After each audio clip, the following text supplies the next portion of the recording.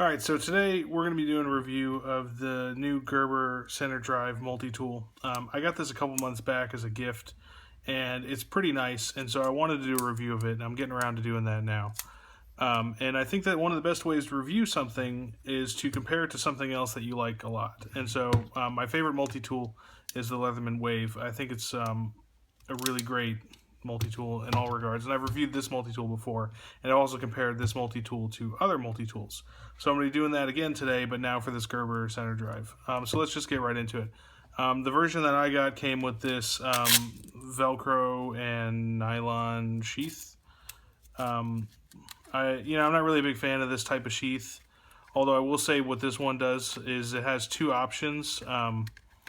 You can feed it through the belt so it sits vertically like this on your belt, or it has these other loopies so that you can sit it horizontally on your belt, like kind of in line with your waist. And generally, I think that's a more comfortable way to carry a multi-tool because they tend to kind of stick out a lot, and so if this is in line with my waist, then it's not going to get in the way of me bending or crawling around or doing whatever I'm doing throughout the day.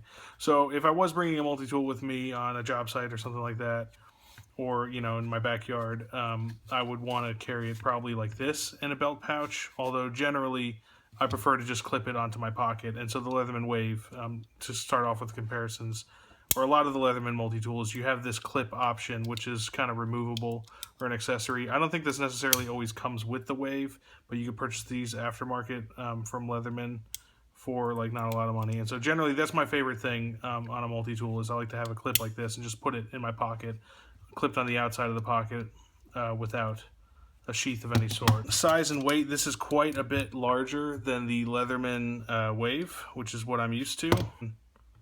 Wave is 8.61 ounces, so 8.5, let's call it. This is 9 point, so almost 10 ounces here. So about an ounce and a half more on this Gerber tool. So let's just compare it to a couple other multi-tools you might have here.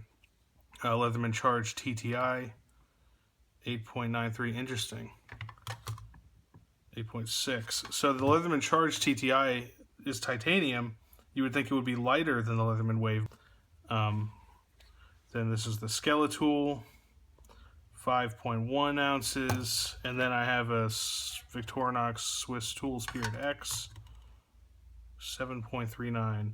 So as far as my multi-tool collection goes, definitely this new Gerber one is weighing in at the heaviest, which it's not really a big deal. It's only an ounce more.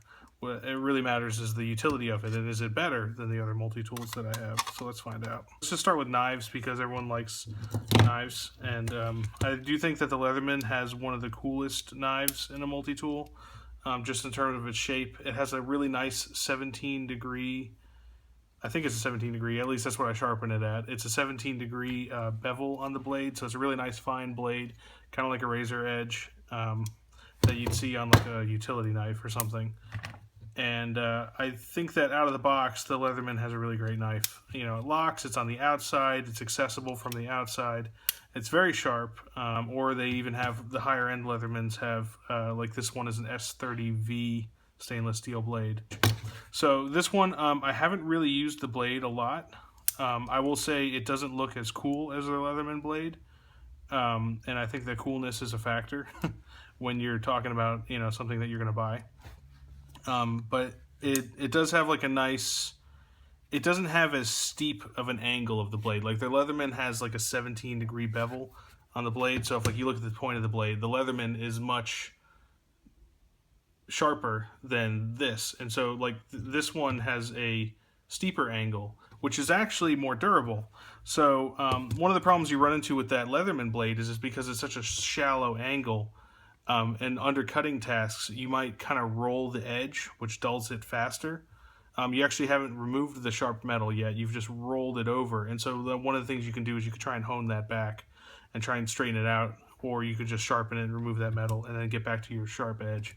But with this one, it has a steeper angle of the blade, and so that would make it more durable. I don't know if it's stainless steel, which is interesting because they have this cool black oxide coating, which I really like. It's cool. It's like a very dull, kind of like, it's like an oxide. It reminds me of like the acids that when you do like home bluing stuff, you know, sometimes you get like that kind of smoky, like acid finish. So I think that looks really cool. I like it a lot. And it's not a super durable finish, so it's going to get real scratched up as you use it. And that could be a positive or a negative. You might say, oh man, my blade's getting all scratched up. Unless you're me, and you might say, wow, this looks really cool now because it's all scratched up. So the more you use this knife, I haven't used it very much. Totally, you know, I haven't used this knife at all, really. I've used mostly the pliers and the other tools, some on here. Mostly the pliers I use, because in multi-tools, I generally use them mostly as a pliers. And whenever I'm doing a cutting task, I prefer to have like a disposable utility blade in general. I have some really thick leather here. This stuff is like real hard and chewy. It's kind of like almost like rawhide. So I got a couple pieces of that. Let's just do some cuts. So I'm going to just put as much cutting pressure as I feel comfortable doing. So that's going to take another pass, but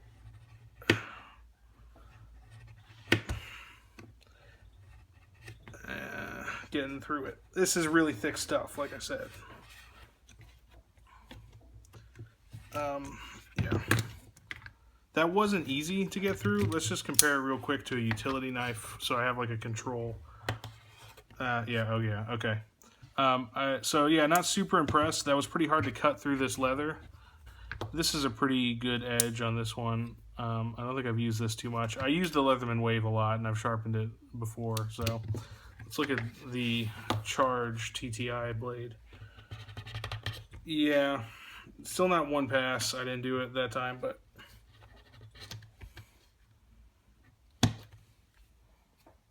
it's quite a bit sharper, I think. So moving on from the blades, let's look at the pliers. Now the pliers are really the big show for me when it comes to multi-tools, because I appreciate a good pair of pliers in real life as well as in a multi-tool.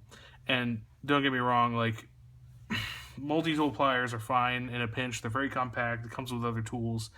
Multi-tools are a good thing to have around. When you need a real pair of pliers, you need a real pair of pliers. It's not really a substitute. These just kind of get you by in most instances. So the pliers I take very seriously. I will say the best thing about this is, like, first off, these are really nice chunky pliers. I mean, they got a nice fine point on them, but they're super beefy in the this part direction. So there's a lot of stiffness in these pliers. When you grab down to something real hard, you know, you can really get a good grip on it. You don't get a lot of flex. You don't get as much flex as you get in some other multi-tools when you're bearing down on something. The way they come out, they kind of slide in and out of this track mechanism, and they lock out, which is kind of cool. So it's very quick to deploy. You know, you got to do this. You just push them out. I got a little hung up there. You know, so that's nice. And then they're spring-loaded once you get them out. So that's very comfortable. And one of the other great things about it is, if you take a look in close, you can see the triangle-shaped cutting edge. So you can have a stainless steel pliers, and then you can have like a high carbon cutting edge insert, and then as you dull or chip, or if you chowder up this cutting edge, you can back out this little screw right here and then rotate it to a fresh edge, because it's like a little triangular shaped cutting blade. And so you actually get 3 cutting edges on that, and that's real nice. Back. So we got a nail here. Let's just give it a quick chomp. Wow, I broke it. I expected this to be a hardened insert. It just kind of broke. Trying to cut that nail, it broke. Although I will say I never had any problems with the Leatherman pliers before, and I'll just go ahead and cut this bitch right now, just to prove it. So that's fine. But what about the rest of the tools? I will say, oh, they have this. This is like their big feature that they love, is this like CenterDrive screwdriver. That's kind of cool, I guess, that when you turn the screwdriver, it's like it kind of bananas into the shape of getting that bit in the center. So as you turn the screwdriver, it stays in the center. But it sounds really cool on paper, and I guess it's like a nice marketing thing, but like the reality is, like, this handle is like not a screwdriver handle. So turning it like this, it's not any faster than the Leatherman version that we've all been using forever. of, you know, like this. This is like just as bad, you know? I'm still doing the rollover floppy domino thing here. I mean, the real feature is that it uses regular 1/4-inch bits. That's like the amazing thing. I wish the Leatherman... I would get rid of a tool that's next to this to have a regular bit driver. Like this stupid can opener that I don't care about. Like you could take that out and you can put a regular 1/4-inch bit driver in here. And that would be the best. Like they should do that. They should, you know, I don't know. Maybe that's I don't know if you can do an aftermarket thing or not. But like these little flat bits that Leatherman has, like, yeah, they're pretty good quality. They're not like a real problem in that regard. The quality of these like 1/4-inch bit drives, it's kind of all over the place. Sometimes you get good ones, sometimes you get bad ones. But the great thing about it being 1/4-inch here is that I can use whatever the hell I want, you know? It's okay. Like, I don't really care that it does the center thing. That doesn't really work the way they plan it to work, because you're still doing the overhand turning thing. And everybody knows the real way you turn a screwdriver is you feed a machine screw by turning the shaft like that. That's the fastest way to feed a screw, and then you use the handle to tighten it at the end. So this doesn't get you any speed. This doesn't do anything for you in the speed department or the ergonomics department. It's just something that sounded cool on paper. Other than that, other tools, the leather, you know, let's just look at the Gerber. To get to the other tools, you have to deploy the pliers, and then you kind of open up the handle, and you pull them out this way, which is not super comfortable or like easy, you know. It's kind of like you're getting in there to do that. I mean, it's fine, I guess. You know, this is like a lock here. So if I wanted to use this nail puller / bottle opener, I would have to get it out like that from the inside, and then you kind of close it, and I could pull the pliers back in. And now I'm going to use it the way I intended to start off using it. So these tools, this is like they put the serrated knife on the inside of the handle, which is fine, because you don't really need a serrated knife. The file, I think, is probably better than the Leatherman file, which is not saying much, because the Leatherman file is like terrible and awful and not useful at all. I've said this before, that this is like barely a nail file. The diamond part, I think this is diamonds. It's supposed to be diamonds or whatever. This part's okay, like, you know, but this coarse part of the file is totally useless. This one does seem to have some teeth to it,